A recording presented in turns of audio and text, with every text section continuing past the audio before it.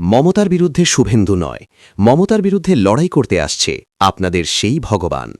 হ্যাঁ বন্ধুরা, 2026-এর বিধানসভা নির্বাচন যত এগিয়ে আসছে, বাংলার রাজনীতি তত উত্তপ্ত হচ্ছে। আমরা সবাই জানি, নন্দীগ্রামে মমতা বন্দ্যোপাধ্যায়কে হারিয়ে শুভেন্দু অধিকারী এক ইতিহাস তৈরি করেছিলেন। কিন্তু এখন জল্পনা শুরু হয়েছে অন্য এক নাম নিয়ে।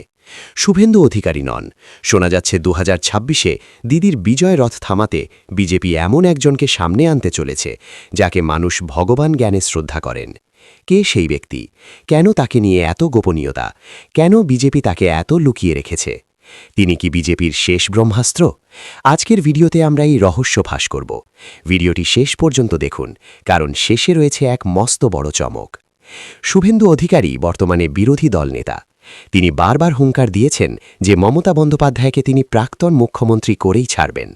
কিন্তু রাজনৈতিক মহলের একাংশ বলছে, গত লোকসভা নির্বাচনে বিজেপির আশানুরূপ ফল না হওয়ায় দিল্লির কেন্দ্রীয় নেতৃত্ব কিছুটা চিন্তিত।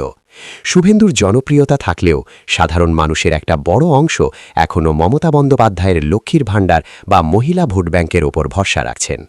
তাই এই দুর্ভেদ্য দুর্গ ভাঙতে দরকার এমন এক মুখ, যার আবেদন হবে অন্য স্তরের। এবার আসি আসল কথায়। রাজনীতিতে ভগবান বলতে আমরা কি বুঝি? এখানে কোনো অলৌকিক ক্ষমতার কথা বলা হচ্ছে না। এখানে বোঝানো হচ্ছে এমন এক ব্যক্তিত্বকে, যার ক্লিন ইমেজ বা স্বচ্ছ ভাবমূর্তি মানুষের কাছে দেবতার মতো পবিত্র। বিজেপির অন্দরে কান পাতলে শোনা যাচ্ছে, এই ভগবান হল প্রাক্তন বিচারপতি অভিজিৎ গঙ্গোপাধ্যায়। হ্যাঁ বন্ধুরা, অভিজিৎ বাবু কেবল রাজনীতি করবেন না, তিনি মানুষের বিশ্বাস নিয়ে খেলবেন।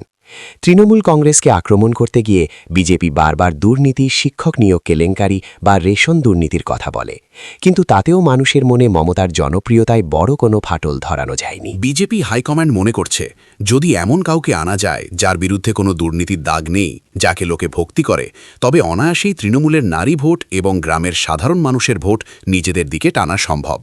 শুভেন্দু অধিকারী থাকবেন সেনাপতির ভূমিকায়, কিন্তু ব্র্যান্ড হবে সেই ভগবান স্বরূপ মুখ।